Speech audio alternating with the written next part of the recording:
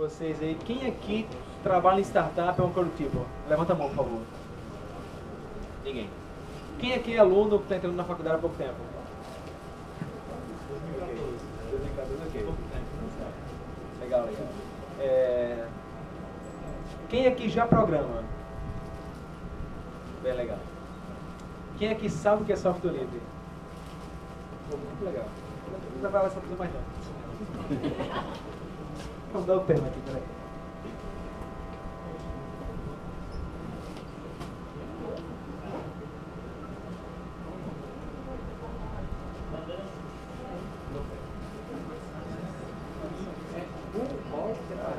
Como? Não, acho que é a fonte desse espaço. É junto. Acho que é a fonte, eu não consigo. É dessa internet aqui, porque nem corrigir. Isso aqui tá na nuvem.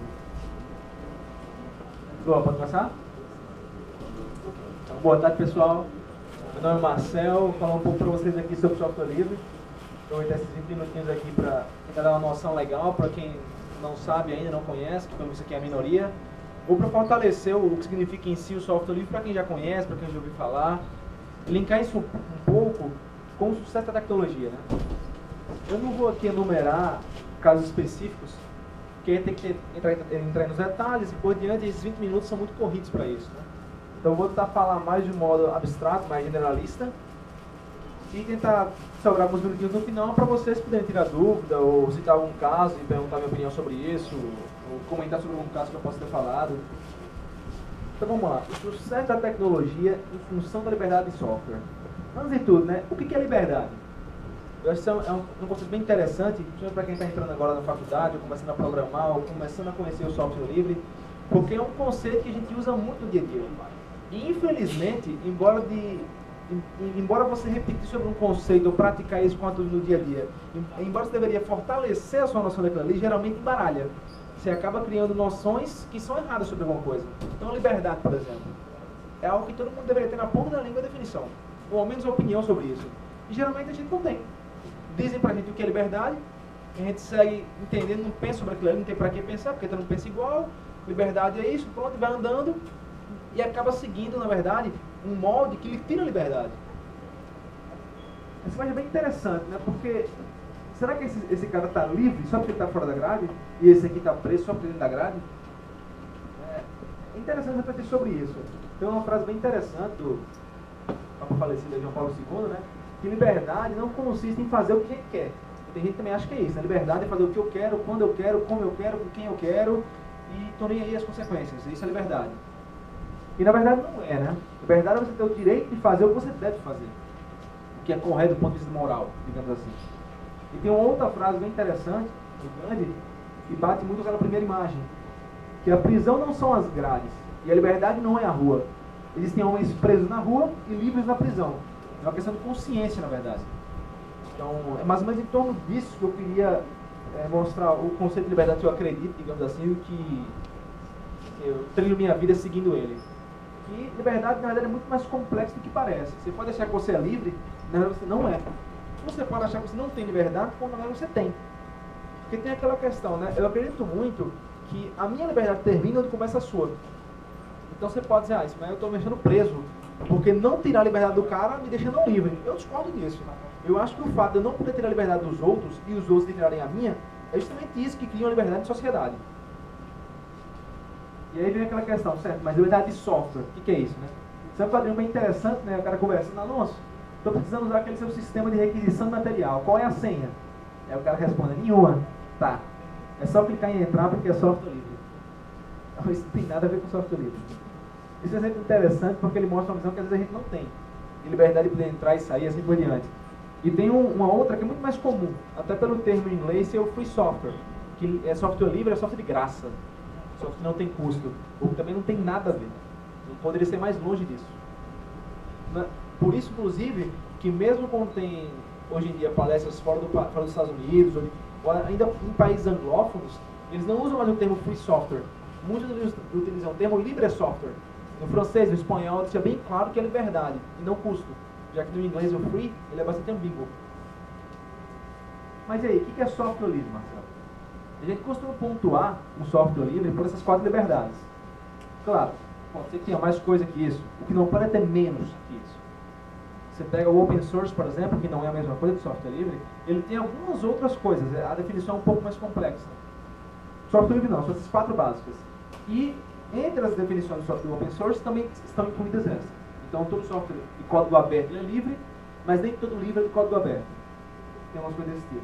Inclusive, quando você depende do que você considera software livre, porque tem 2 grandes vertentes dentro do software livre.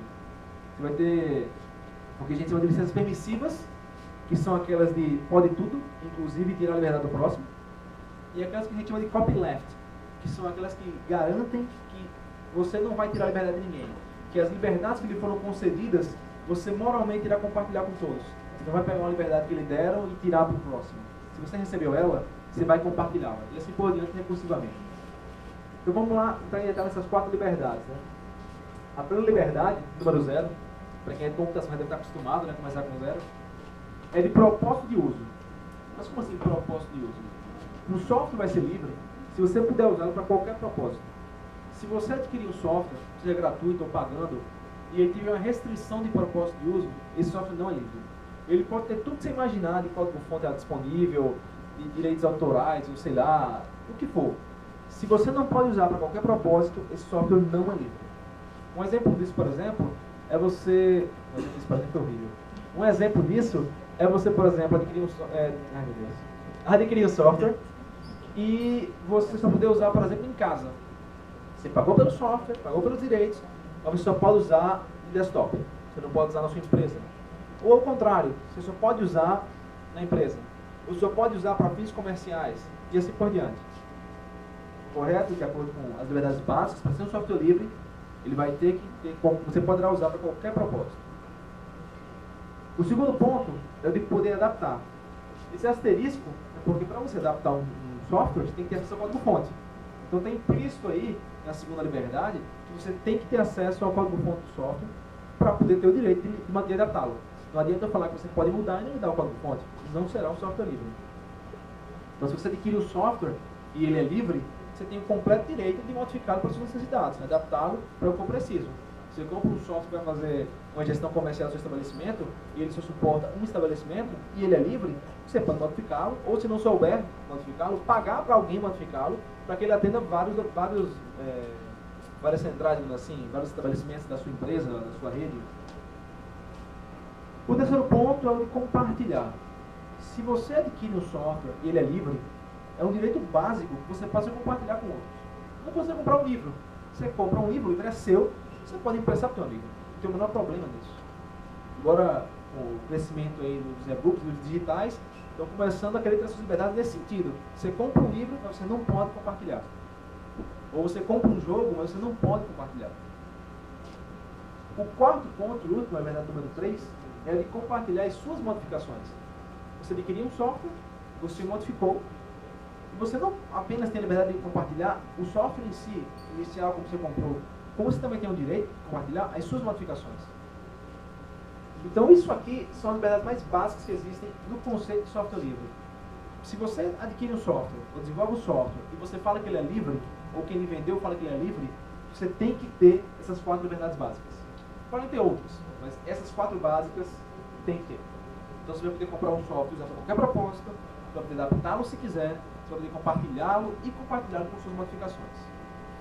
Então isso aqui é o coração de qualquer discussão sobre software livre. Se você não entender esses 4 pontos, não vai ser legal continuar conversando, porque você vai acabar embaralhando os conceitos, você vai começar a falar algumas coisas que são completamente incoerentes. Então, tem muita gente que fala, eu sei o que é software livre, é ter acesso ao código-fonte. Certo? Tem vários softwares por aí que são proprietários, que eles lhe dão o código-fonte para você estudar, por exemplo. Você não pode modificar, você não pode usar para nenhum outro propósito além de estudar. E assim por diante. Isso acontecia no Unix, por exemplo, na década de 60, 70, que as universidades tinham acesso ao código-fonte, alguns podiam modificar, outras não. Mas se o código-fonte chegasse nas minhas mãos, por exemplo, eu não podia fazer nada. Então isso não era um software livre. Então o código-fonte não é nem metade do que precisa para ser um software livre. E aí tem esse quadradinho que eu acho bem interessante, que ele mostra os tipos de software, digamos assim, do que tange licenças. Vocês devem saber que um software ele tem que ter uma licença, é um documento legal, que vai falar o que o usuário, ou desenvolvedores, ou pessoas que irão adquiri-lo, podem fazer ou não, o que devem fazer ou não. Se um software não acompanha a licença, são todos direitos reservados. Não pode fazer nada, basicamente. E aí tem as licenças mais absurdas por aí. Licença do vinho. Os meus softwares, se me encontrar, tem que pagar um vinho, uma cerveja. Ou então me manda um selo postal de tal canto, ou então doe dinheiro para a África. Tem as licenças mais variadas por aí. Algumas interessantes, claro, e outras bobinhas para a cerveja, né? Se encontrar comigo um dia, tem que pagar uma cerveja. Coisas desse tipo. E aqui tem algumas licenças, na verdade, algumas categorias de licenças. Como vocês podem ver, tudo isso aqui, ele vai ser software livre, digamos assim. Você vai ter o software domínio público, aliás, perdão. Software livre. O software domínio público, ele é livre, porque você tem todas as liberdades. Licença permissiva, também. OpenLeft, também. GPL, que é OpenLeft, também. O Open Source, vários casos também. Mas como vocês podem ver, um software gratuito, né, que é de freeware, free download, eles englobam proprietários, livres, ou seja, o custo não tem muito a ver com o livre ou proprietário. Os dois podem ser gratuitos. Vocês têm aqui alguns softwares de domínio público que não tem um código-fonte. Essas leis variam de país para país, então isso vale bastante. E os proprietários em si. Então é um quadrinho que eu acho bem interessante, que ele mostra as categorias de software, para a gente ter uma noção do que tem o overlap, né? E a gente parte para um ponto muito interessante. Isso aqui, né? Eu gosto muito dessa imagem. Com licença, estou olhando a água. É aí que a gente começa a pensar mais no que tange o quê? O software livre e o sucesso da tecnologia, que é o tema principal da palestra, né? O que essa imagem tem a ver com isso? Eu perguntei no começo quem aqui trabalhava em startup, quem programava, porque isso aqui é muito focado para essas pessoas, que no caso, muito aqui, a maioria que programa, então vocês vão estar enquadrados. Quando vocês vão desenvolver um sistema do mais básico ao mais complexo, é muito comum que você vai escrever tudo. Se você vai escrever tudo naquele sistema, deve ser um exercício, que é algo muito básico. Por exemplo, você quer fazer uma aplicação web, você vai desenvolver o banco de dados, você vai desenvolver o servidor web, você vai desenvolver os passes para formatos que tem de definição de dados. Você não vai fazer isso tudo. O que geralmente você faz é o quê? Você vai pegar componentes prontos, frameworks, linguagem de programação, SGDBs, e juntando isso tudo, você vai escrever o que importa, o seu foco. E é o que essa imagem fala, né? Vai pular um tubarão no seu praia que você não está nem para ele. O que você quer é olhar a água. Então você vai fazer um sistema, você não está nem aí, você tem que desenvolver um servidor web, um banco de dados, um sistema operacional, já está ali pronto. Você quer focar no seu problema, que é resolver o trânsito de Natal, por exemplo. Então, mas você não tem um servidor de dados. Sim, eu vou usar o PostgreSQL. Mas você não tem um servidor web, você não tem um framework web para programar em Python. Eu vou usar o Django. Então, esse shift de foco é muito comum hoje em dia. Finalmente, né? Você pode focar no que você precisa. Eu quero fazer esse problema aqui, quero fazer esse problema, você tem que focar só nele. Você não vai ter que se preocupar com nuvem, sistema operacional, que antigamente não acontecia. Os fabricantes tinham que construir tudo para ter uma solução no final. Hoje a gente não tem mais isso. E é isso que, na verdade, encabeça essa questão do sucesso da tecnologia. Você consegue ir muito mais além hoje em dia. Você consegue fazer sistemas, sim, que ajudam demais a sociedade, com pouco esforço. Você tem apenas aquele problema, você tem vários sistemas que vão lhe ajudar a fazer o sistema, e você bate lá. Então, essa questão de startup, por exemplo. Empresas que surgem em pouco tempo, conseguem muitos clientes, um grande número de usuários, sucesso. Se esses caras tivessem que fazer tudo, eles não iriam chegar onde chegar.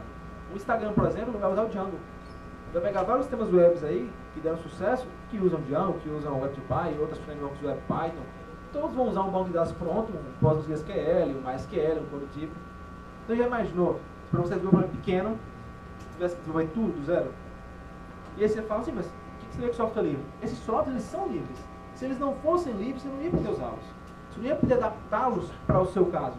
Você não ia poder usá-los para o seu propósito. Não é que não ia poder, mas não necessariamente iria poder. Né? Se tivesse um software proprietário, por mais que tivesse essa como fonte, para você entender como aquilo funciona, talvez você não pudesse ter a facilidade que existe hoje para fazer algumas coisas. Existem casos, por exemplo, um pouco antigo, mas existem casos nos Estados Unidos, onde as pessoas utilizaram frameworks web, frameworks proprietários, como o .NET, se não me engano, e no final a Microsoft processou, pegou o software e virou deles. Porque tinha uma porrada de patentes, que nos Estados Unidos existe patente de software, aqui infelizmente não existe, uma porrada de questões legais, os caras têm uma porrada de advogados, muito bem pagos, que vão achar um buraquinho, o que você fez, e vão pegar para eles. Na hora que você está usando um framework livre, você não tem problema com isso. Você tem seus direitos todos, digamos assim, preservados, e embora a menção a domínio público possa fazer parecer que software livre é igual a domínio público, não é. Não é aquela coisa escancarada, sem licença, que você faz o que quiser. Pelo contrário, tem uma licença muito clara, que vai dizer o que você pode e o que você não pode. No caso das licenças copyleft livres, por exemplo, a GPL, você não pode simplesmente pegar o código livre, fechar e tchau, então nem aí. Você tem um dever de manter o software livre. Você não pegou aquele código fonte disponível, por que você vai fechar? Se você tiver esse acesso, por que você vai impedir o outro de ter esse acesso? Então você tem esses direitos e deveres, também não é tudo escancarado. Um outro caso, você pode muito bem vender um software que é livre e não entregar o código fonte, porque vai que o cara não quer. E aí, poderia muito bem alguém chegar e falar, tá certo, eu quero o código fonte agora. Você fala, não se preocupe, eu mando por satélite, custa 2 bilhões. E o cara nunca vai poder pagar isso e ele nunca vai ver o código fonte. Então esse software é livre? Não, ele não é livre. Então também tem uma restrição que foi implementada, se não me engano, na GPL V2, que dizia que você não pode, você pode até vender um software ou ceder um software sem o código fonte. Mas se o cara pedir, o cliente, você tem que dar o código fonte sem nenhum preço abusivo. Ah, eu só mando por carta, tudo bem, é um preço que não é tão caro, mas eu só mando por avião. Ou então só mando por cabos submarinos, não pode ser assim. Então a licença ela tem vários termos legais, é uma licença chata, com todo documento legal. A GPL V3 tem mais de 10 páginas, 9 páginas, não me lembro bem, mas é um texto chato de ler, mas que é essencial para garantir suas liberdades, seus direitos e deveres. Basicamente isso. Alguém falou alguma coisa? Eu continuei para não dar um raciocínio, mas acho que alguém falou alguma coisa. Não? Impressão minha. Bem, isso aqui é um gráfico que mostra, na prática, o que eu estou falando. Tem um conceito, um valor que chama-se shareholder value, que costuma se utilizar para medir o sucesso de uma empresa. E basicamente isso mostra o quê? O quanto a empresa... O quanto a empresa cresce, baseado o quê? No retorno que ela dá aos acionistas, aos investidores. Porque se a empresa cresce, ela ganha mais dinheiro, ela tem que conceder mais dinheiro aos investidores e assim por diante. E aí você tem que grandes empresas, 3 grandes empresas da computação, digamos assim, no mundo, desenvolvem software. Vai ter a IBM, a IBM, a Red Hat e a Microsoft. Tem outros, claro, Apple, por exemplo. Mas nessa palestra, eu peguei essa palestra do CEO da Linux Foundation, ele citou essas 3 empresas, são grandes empresas de desenvolvimento de software no mundo, né? Todas têm receita acima de $1 bilhão, assim por diante. O que ele mostrou, nos últimos anos, isso foi em 2013, a empresa que tinha o maior shareholder value de crescimento, né, proporcional, era a Red Hat, quase 10%. E aí ele fez também uma comparação interessante, porque essas 3 empresas, elas têm 3 sistemas diferentes de vender software, de vender produtos e de fazer produtos. A Microsoft, até hoje, ela funciona basicamente vendendo apenas software proprietário. Ela pode ceder para a comunidade alguns sistemas, como ela tem feito agora, mas ela não vende serviço, geralmente, ela vende a licença do software. Então lá, tem negociações que ela vai dar o software e cobrar serviço, mas os softwares são proprietários. Então é uma empresa 100% proprietária, digamos assim. A IBM é mista. Ela vai ter soluções livres, que ela vende serviços, e ela vai ter soluções proprietárias. Empresa mista. E a Red Hat vive apenas com serviços, apenas serviços em cima de softwares livres. Comparando aqui, ele chegou à conclusão que esse modelo ele tende a dar muito mais sucesso. A empresa que mais cresce hoje em dia dessas 3 é a Red Hat. O número de funcionários dobrou praticamente nos últimos 10 anos, dobrou, tem crescido bastante, acho que em 2010 bateu $1 bilhão, já está com mais de 2 agora, está crescendo bastante. E isso aqui mostra basicamente como todas elas tiveram sucesso também baseado no software livre, porque elas usaram softwares livres. A Apple, por exemplo, o OS X, o que é o OS X? Eles pegam o BSD, que não lembro se é o FreeBSD, eles pegam várias partes do FreeBSD, colocam no OS X e dá o sistema deles. E vice-versa, o CUPS, que é o sistema de impressão do Linux, foi feito pela Apple. Então tem gente que acha a Apple proprietária ao máximo. Não. A Apple faz muito software livre e usa muito software livre. Se alguém tiver aqui um iPhone e for nas configurações de licenças, só que tem a GPL, mostrando que tem software GPL dentro da Apple. Você pega a rota do link, chove a licença GPL, tem muito código livre ali dentro. Você pega qualquer dispositivo hoje, que é vendido assim, em grande escala, vai ter softwares livres ali dentro. Aí você fala, mas isso tem nada a ver. Bem, se fosse algo tão simples, tão fácil de substituir, essas empresas não teriam esses softwares livres. Porque quando você vai fazer um produto mesmo de hardware, você tem, digamos assim, 2 locais, vamos falar de uma maneira abstraída, 2 locais para colocar a sua tecnologia. Algumas coisas vai implementar em hardware e outras em software. Por que as empresas, então, não colocam os softwares disponíveis, código fonte aberto? Porque tem coisas que elas não conseguem colocar em hardware, que elas colocam em software, que não é besteira, que é essencial para o sistema deles, para uma placa de vídeo deles, por exemplo, a AMD no caso. Se ela abrir esse código-fonte, os concorrentes vão conseguir pegar aquelas especificidades, aqueles algoritmos mais rápidos e vão colocar nas placas deles. O que mostra que o software é extremamente importante, mesmo em empresas que vivem apenas em vender hardware. Então, o que acontece? Que eu estava falando. Desse hardware, então. Ela não pode simplesmente liberar o código-fonte e tudo, porque senão tá os caras. Então, voltei. A questão do link do roteador. Por que ele não substitui software ou firmware que é livre? Se é algo tão importante para ele. Porque não é tão simples. Porque não é um componente bobinho livre que ele colocou ali dentro.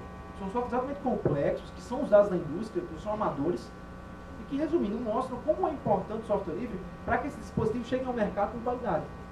Então, hoje, se você for ver algum software de grande porte, em qualquer empresa, até Microsoft ou IBM ou dispositivos da HP, se achar uma tecnologia de sucesso que não tem o software livre por trás, é algo extremamente difícil de encontrar. De modo que eu concluo, pelo menos a minha opinião, que o software livre hoje é o que move boa parte do sucesso na tecnologia. Apenas um caso específico aqui, por exemplo, do IMD, que vocês têm um supercomputador agora, eu não sei qual o sistema operacional que roda nele. Mas fizeram uma pesquisa um tempo atrás, dos 150 maiores supercomputadores do mundo, acho que 140 usavam Linux. E mais da metade usavam uma variação baseada com pacotes RPM. Ou era uma variação do SUSE, ou do Fedora, ou do RHEL, da Red Hat, ou do SUSE, então, o OpenSUSE em si, e assim por diante. Então assim, software livre tem tudo hoje, não tem pra onde correr. Tem alguma dúvida? Não sei se eu estourei o tempo. Mas assim, pessoal, tem alguma dúvida, um comentário ou acrescentar? Dá um livro aí. Diga aí. Dá pra ganhar dinheiro? A Red Hat com seu $1 bilhão em 2012 aí, com mais de $2 bilhões agora, mostra isso de uma forma bem clara, né? E o fato da Microsoft estar investindo pesado nisso, da Apple, IBM, tantas empresas, mostra que realmente é o futuro. Como é que pode ganhar dinheiro se é de graça o sistema? Porque o sistema ele é o meio, ele não é o fim, entendeu? E assim, o sistema não é, literalmente, o sistema não é de graça. Vou dar um exemplo. Tem o sistema operacional da Red Hat, que é o RHEL, Red Hat Enterprise Linux, que eu posso baixar e usar com a minha máquina. A questão é, eu sou Marcel, eu posso usar aqui. Se der pau, eu formato, eu tenho um backup no meu pendrive dos meus 10 GB de arquivos. Eu não sou a Bolsa de Nova York que vai ter aí teras e teras de backup. Se meu computador travar agora no meio da apresentação, eu peço do Luan para a gente do mesmo jeito. Se a Bolsa de Nova York parar por 15 segundos, ou se avisa parar por 15 segundos, a perda aí é da ordem milionária. É muita grana. Então, quando uma empresa vai ter um sistema operacional, ela não está nem preocupada se vai pagar ou não, ela quer saber se vai funcionar. Então, a questão é o seguinte, eu vou pagar $50 aí com licença do Windows ou de qualquer sistema operacional qualquer aí, vou colocar aqui, se der merda, eu estou lascado. Ou eu vou pagar $60 pela solução da Red Hat, que se quebrar, se travar, eu vou ter, no máximo, 2 horas de uma solução. Aí você fala, mas como é que você consegue garantir isso? Porque o cara que criou a virtualização, por exemplo, para sistemas Unix, trabalha na Red Hat. Saiu há pouco tempo para criar a empresa dele, tá, a maior multinacional de Linux do mundo, que é a Cloudus. O cara que inventou o RPM, está na Red Hat. Os maiores desenvolvedores do Linux do mundo, 15% do Linux todo ano, quem faz é a Red Hat. Os caras trabalham em tudo. Então os mais profissionais daquelas áreas que trabalham a Red Hat, estão dentro dela. Então se travar alguma coisinha, eles ligam, vai resolver. E as empresas precisam disso. O usuário não. Eu não estou nisso para poder travar, ou se eu perder alguns dados, eu tenho um backup, é pouco dado, eu consigo ter backup no pendrive. Mas empresas que, se parar, o prejuízo é gigantesco, elas têm que ter uma garantia. E aí elas pagam o serviço. A Red Hat não vende o RHEL, o RHEL é gratuito, você pode baixar. Agora, se você quiser a garantia de que se quebrar vai resolver, vai ter o serviço. Não ganha pouco, ganha muito, né? Aí você fala assim, Marcelo, mas por que eles não vendem o serviço e o software? E aí entra uma coisa muito interessante. Teve um ano, né, se foi em 2099, que só na China teve coisa de 500 milhões de licenças pirateadas do Windows. Foi um número assim absurdo. Aí você fala, o que a Microsoft fez? Ela agradeceu a Deus. Isso foi excelente. O que ela ganhou com isso foi assim, milhões de vezes mais do que ela ganhou vendendo essas licenças. Por quê? Eu vou falar do exemplo da Red Hat e depois vou mostrar o da Microsoft. Tem um sistema operacional chamado CentOS. Quem conhece CentOS aqui? Pronto. Vocês sabem que o CentOS ele é uma cópia Ctrl+C, Ctrl+V do RHEL, da Red Hat. Quem que sabia disso? Pronto, qual é a diferença? Eles mudam o logotipo, porque o logotipo tem um trademark, um logotipo. Aí, e eles têm empresas que vendem o suporte do CentOS, tem empresas que trabalham com o CentOS. Você fala, a Red Hat está perdendo coisa, porque é como se fosse pirateado, né? Tem um cara que está colocando dentro de servidores, aqui no FRN e em outros cantos, o CentOS, está ganhando pelo suporte, E a Red Hat não está ganhando. Se fosse tudo fechado e ela vendesse o serviço, ela estaria ganhando pelos dois. Só que não. O CentOS, por ser uma cópia do RHEL, da Red Hat, ele usa o mesmo formato de arquivo, por exemplo, para pacotes, que é o RPM. Ele usa as mesmas soluções, ou ao menos é muito mais fácil usar as soluções da Red Hat no CentOS do que no Ubuntu, ou no sistema operacional no Windows. Então, quando você tem esse pirateado, digamos assim, esse CentOS dentro da instituição, ela precisa migrar, porque ela precisa de um suporte melhor, porque ela precisa da solução que saiu da Red Hat para hoje, não para daqui a um ano, quando portarem. O que ela vai fazer? Ela vai mudar para o Ubuntu? Ou para o Windows? Se ela está com tudo dela para o CentOS? Não. Ela vai mudar para o Red Hat. Quando você teve a China inteira pegando com a pirata do Windows, eles iam baixar que programas? O LibreOffice para o Linux ou o Office da Microsoft? Eles iam usar o quê? Os jogos da Microsoft ou os jogos que não rodam no Windows? Quando você tem uma base de usuários no Windows, em escola, por exemplo, por que no Paraná fica a maior sacanagem do mundo e todo ano a Câmara dos Vereadores e a Câmara dos Deputados, né, dos municípios e no Estado são comprados pela Microsoft para usar o Windows de graça? Você fala, por que está usando o Windows de graça? A Microsoft é retardada? Claro que não, porque a criança que está na escola está crescendo usando o quê? O Windows. Se ela for comprar um computador, ela vai comprar um computador com o quê? Com Windows. Se ela for aprender a usar um software, ela vai usar qual software? O do Windows. Quando a China pirateou o Windows, ela criou uma base para consumir serviços e produtos da Microsoft e de seus aliados.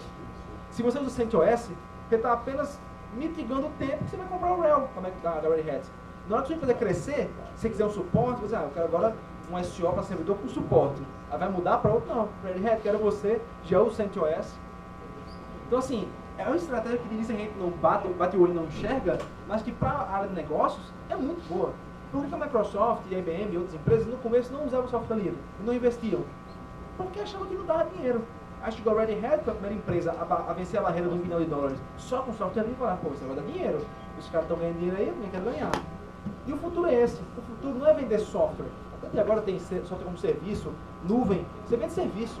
Você vai ter a sua instância do software na web e o cara vai pagar para usar. A infraestrutura é sua. Eu não tenho que comprar um data center. Você tem um data center para todo mundo usar. Você otimiza aquilo ali. Você vai ter um servidor que era usado por uma pessoa, você vai usar por 1.500. E vai ser muito melhor, vai ser muito mais otimizado trabalhar assim. Então esse é o futuro, todo mundo está vendo isso. As grandes empresas estão investindo em software como serviço, em software livre, porque o futuro é esse. Você pegar uma pessoa, por exemplo, para como é que funcionava antigamente o modelo de desenvolvimento. Você tem um sistema aí com uma porrada de milhões de linhas com 10 pessoas. Esses caras davam conta? Não davam. Hoje você tem um Linux aí com dezenas de milhões de linhas. Como é que funciona? Você vai ter aí centenas de milhares de contribuidores. Quem é que vai achar mais erro? Se eu der um livro aqui para vocês lerem, e um livro para o Brasil ler, quem vai achar mais erro? Provavelmente os brasileiros, que é muito mais gente, excluindo vocês, claro, né? Também são brasileiros. Mas assim, quando você abre o leque para mais pessoas lerem o código, é óbvio que vão achar mais erro. Se você abre o leque para pessoas contribuírem, é óbvio que vai ter mais contribuição. E aí você aceita as contribuições que você achar cabíveis. É assim que o mundo hoje funciona com os grandes softwares. Você pega o Git, claro que as empresas elas têm um medo porque o mercado está muito pronto e as soluções principais delas continuam fechadas, como o GitHub, por exemplo. Mas o GitHub tem uma porrada de software disponível que é livre.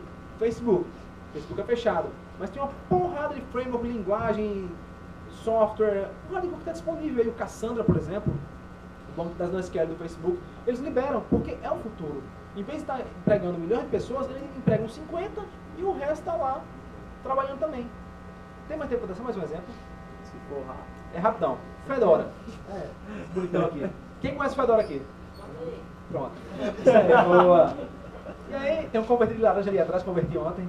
Então, o que acontece? O que acontece? Na verdade, você pergunta assim, pô, mas o que é o Fedora? Você falou que o CentOS é uma cópia do RHEL, da Red Hat. O que é o Fedora? O Fedora, ele é o RHEL de amanhã. O que eu estou usando aqui, daqui a 2 anos, vai estar no servidor da Bolsa de Nova York. Então eu sou foda, né? Eu faço aqui 2 anos antes, Bolsa de Nova York, coitada. Aí você fala, mas você pagou pelo Fedora? Não. Mas eles vão pagar pelo RHEL. Então olha que coisa esquisita. É como tua dúvida. É muito comum você olhar e falar, pô, tem um negócio errado aí. Como é que o cara está usando de graça um negócio 2 anos antes e os caras vão pagar uma fortuna para usar 2 anos depois? Isso está muito errado. Como é que a Red Hat faz? Eles pegam a equipe deles, desenvolvedores, desenvolvem o Fedora. O desenvolvimento é completamente aberto, pessoas de fora, todos vocês quiserem, podem contribuir com esse desenvolvimento, trabalhar em torno disso, ou seja, tem gente trabalhando de graça para eles. Eu trabalho de graça para eles. Vocês quiserem podem trabalhar de graça para eles. Mas qual o pagamento? Eu estou tendo hoje o sistema operacional mais moderno do mundo. Se você pegar o sistema que sempre está com tudo assim na agulha, é o Fedora. Estava, né? Eu não vou colocar, mas saiu hoje aqui. Mas assim, processador 3D, a processador operacional a suportar isso foi o Fedora. O ambiente gráfico hoje em dia, a engine lá, mais moderno que tem, o Fedora que está desenvolvendo e também trazendo. Então o que é de mais moderno, você vai ter no Fedora. Então, eu estou ajudando, mas eu estou tendo de graça um sistema operacional de qualidade. Assim que isso tem a ver. A Red Hat está liberando algo que eles vão usar daqui a 2 anos para todo mundo, de graça. Tem milhões de pessoas usando Fedora, de graça. Aí você fala, velho, tem um negócio muito bizarro aí. Qual é a sacadinha? Quando você vai vender um software para uma bolsa de Nova York, uma multinacional, um hospital, eles falam, velho, qual é a garantia que tu me dá nesse software? Que funciona. Aí você fala, não, meus 10 desenvolvedores testaram muito. Pô, isso não vale bosta, né? Depois então, minha equipe todinha testou por 1 ano. Você tem quantos na equipe? Somos 4. O que a Red Hat fala? Rapaz, eu tenho 100 milhões de pessoas que estão há 2 anos testando. Eu acho que funciona. Nenhuma empresa do mundo dá garantia melhor que essa. Nenhuma. Então, na verdade, eu estou tendo algo de qualidade aqui e eles estão tendo alguém testando. Se dá um erro aqui, eu posso dar o feedback lá, ó, travou aqui, e vão resolver. Quando eles entregam o software, como é um sistema assim, crítico, digamos assim, para uma bolsa de Nova York, para um hospital, como eu falei, 15 segundos travado, 1 dia sem a máquina, é um prejuízo gigantesco. Acabou o contrato, ninguém vai querer mais Red Hat. Então, por isso que eles colocam versões mais antigas do software. Isso é comum. Servidores geralmente não estão assim, saiu um negócio novo, vou atualizar o banco. Não é assim. Você fica com a versão por um tempo e depois você vai migrar. Então, por isso que o meu sistema está 2 anos na frente. 2 anos na frente daqui a 2 anos. Aliás, 2 anos, o da Red Hat 2 anos atrás. Por quê? Está bem testado isso aqui, então é isso que vai entrar no RHEL de 2018. E o que vem em 2018 vai entrar no RHEL de 2020. E esse suporte eles dão, não é um suporte como o que eu tenho de 1 ano, é um suporte de 5 anos, 12 anos.